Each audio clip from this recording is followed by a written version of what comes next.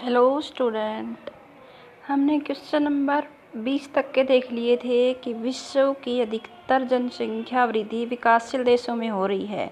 वहाँ जनसंख्या विस्फोट हो रहा है, ऐसा क्यों है? यानी कि सबसे अधिक जनसंख्या वृद्धि जो है वो कहाँ पर है? विकासशील देशों में हो रही है और वहाँ पर जनसंख्या का विस्फोट हो रहा है। तो ऐसा क्यों हो रहा है, प्रश्न ये उठा है यहाँ पर। तो देखिए, विकासशील विश्व के देशों ने मृत्यु दर पर काफ़ी नियंत्रण पा लिया। यानी कि यहाँ पर जो विकासशील देश है वहाँ पर स्वास्थ्य सुविधाएं ज़्यादा अच्छी हो गई हैं, तो मृत्यु दर के ऊपर काफ़ी ज़्यादा नियंत्रण कर लिया है। परंतु अभी जन्म दर उच्च बनी हुई है और वहाँ पर जन्म दर जो है वो अभी भी उच्च बनी हुई है। तो ऐसी परिस्थिति में क्या होगा, जब जन्म दर आपकी ज़्यादा बनी रहे और मृत्यु दर कम हो जाए तो जनसंख्या विस्फोट होने की संभावना रहती है।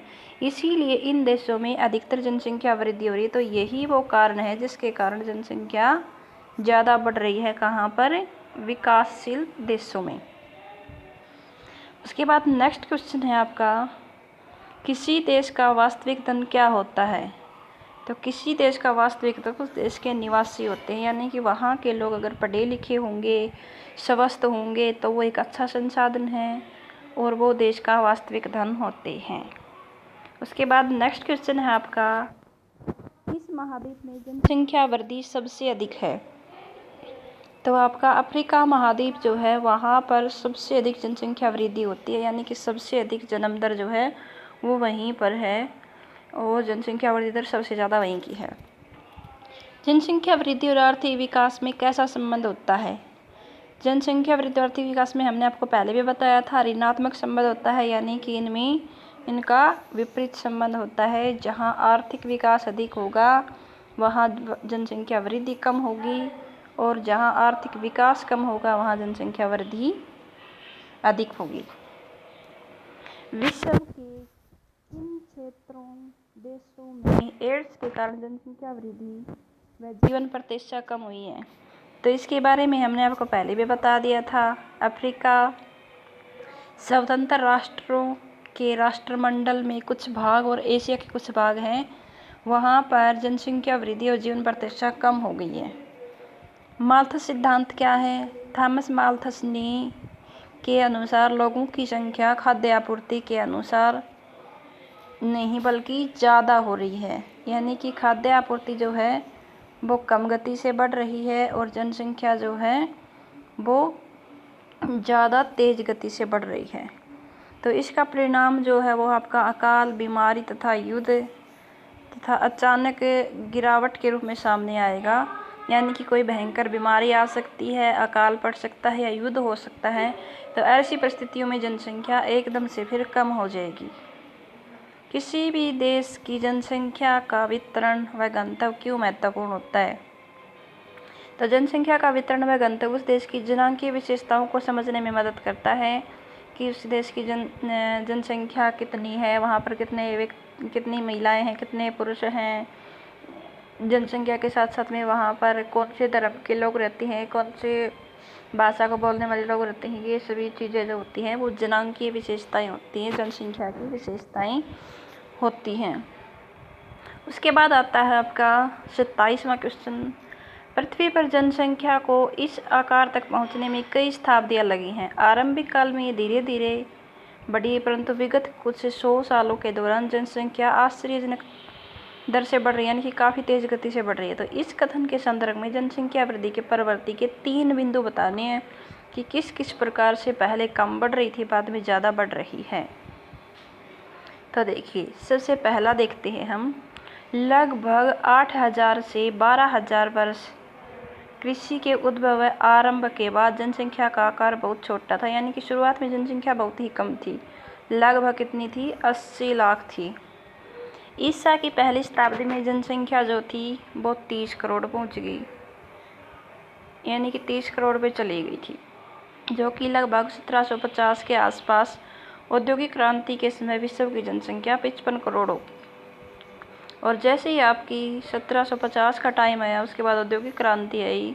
औद्योगिक क्रांति के टाइम पे तो ये 55 करोड़ तक पहुंच गई थी। इसके बाद आपका आता है नंबर 3, 18वीं शताब्दी में औद्योगिक क्रांति के बाद विश्व की जनसंख्या में विस्फोटक वृद्धि हुई। विस्फोटक वृद्धि का मतलब होता है बहुत अधिक जनसंख्या बढ़ गई थी, यानी कि एकदम से विस्फोट की तरह बढ़ गई थी। प्रौद्योगिकी प्रगति ने मृत्यु दर घटाने व तेजी से जनसंख्या वृद्धि करने में सहायता की है। तो इस प्रकार से आपने देखा ये 3 अवस्थाएं थी जिनमें जनसंख्या जो थी वो काफ़ी पहले शुरुआत में कम थी, उसके बाद थोड़ी बढ़ी, उसके बाद बहुत अधिक बढ़ गई। उसके बाद नेक्स्ट क्वेश्चन है आपका 28 का, प्रवास के प्रमुख अपकर्षक कारकों को स्पष्ट कीजिए, यानी कि वो कौन से कारक होते हैं। अपकर्षक कारक बताने हैं जिनके कारण से लोग अपने स्थान से चले जाते हैं।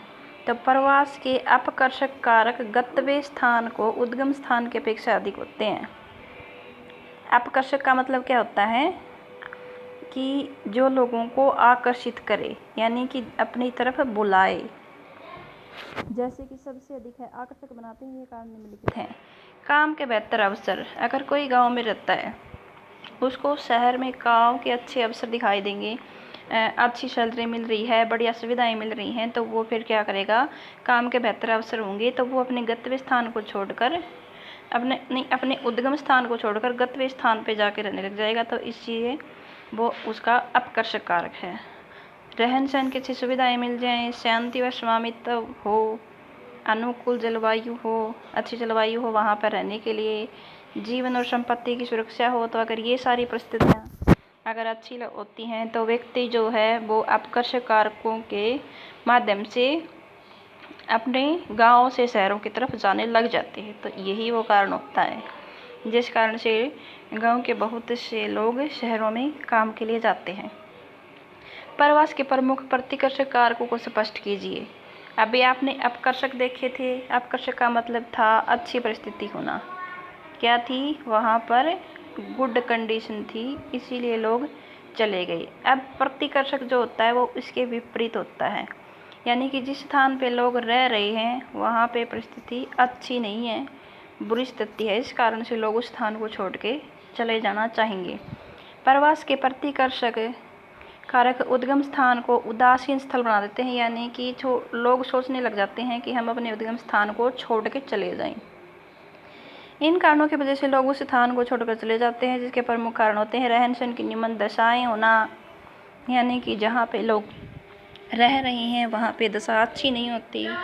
राजनीतिक अस्थिरता होना, राजनीति में दंगे होते रहें, फसाद होते रहें, बार बार में राजनीतिक अस्थिरता होती है तो लोग उस स्थान को छोड़ के जाना चाहेंगे।